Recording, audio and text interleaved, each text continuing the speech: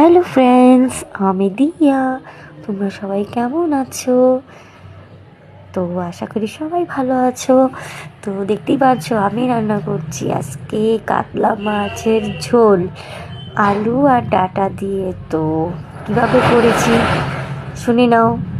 তো আমি করেছি হলো তোমার লঙ্কা পেঁয়াজ ফোড়ন দিয়েছি, দিয়ে টমেটো দিয়েছি, তারপর ডাঁটা আলুটা একটু কষিয়ে নিয়েছি, জিরা কাঁচা লঙ্কা আর সাথে দুটো পাকা লঙ্কাও দিয়েছি, দিয়ে হালকা একটু মশলা দিয়ে আবার একটু কষিয়ে নিয়েছি, তারপরে জল দিয়েছি, তারপরে ফুটে যাওয়ার পরে মাছটা দিয়েছি, আরও কিছুক্ষণ ফুটিয়ে নিলাম।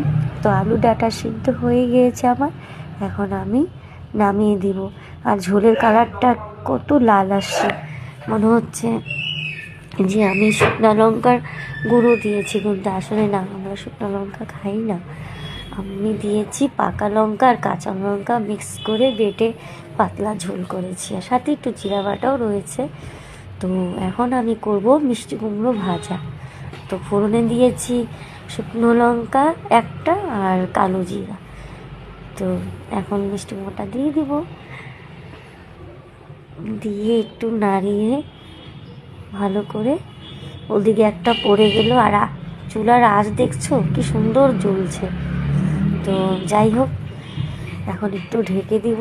আর হাতের অবস্থা তো একদম খুবই বাজে, একদম হাতে কালো কালো কালি লেগে যাচ্ছে। আর আমার বাসনও অটোমেটিক খুব কালো হয়ে গেছে উনানে রান্না করে। তো মাজতে একটু কষ্ট হয়, কিন্তু কী করব, খেতে তো হবে নাকি। তো দিয়ে দিলাম হালকা একটু হলুদ, কারণ মিষ্টি কুমড়া তো এমনি হলুদ, এর জন্য অল্প একটু হলুদ দিয়ে দিলাম। আর দিয়ে দিচ্ছি একটু লবণ। এখন আবার একটু নাড়িয়ে নিচ্ছি ভালো করে। তো বেশি ঢাকবো না, মিষ্টি কুমড়া তো এমনি নরম, এমনি অল্প ভাজলেই সিদ্ধ হয়ে যায়, ভাজাও হয়ে যায়। তো আর ঢাকা দিইনি আমি। তো দেখো আমার চুলার আগুনও নিভে গিয়েছে, আমি এখন আর লাকড়ি ধরাবো না, ওই উনুনে যতখানি আঁচ আছে ওই আঁচেই হয়ে যাবে আমার ভাজি। তো আর একটু ভাজবো, ভেজে তারপরে নামিয়ে দেব। তো দেখতেই পাচ্ছ গাইস, অল্প একটু ছিল মিষ্টি কুমড়ো, না মিষ্টি মানে মিষ্টি কুমড়োটা আমি কাছি অনেকটা, কিন্তু হয়েছে অল্প একটু। মানে বলতে যায় না, কিছু কিছু মিস্টেক হয়ে যায়, তো কোনো ব্যাপার না। তো দেখতেই পাচ্ছ খাবো আমরা তিনজন,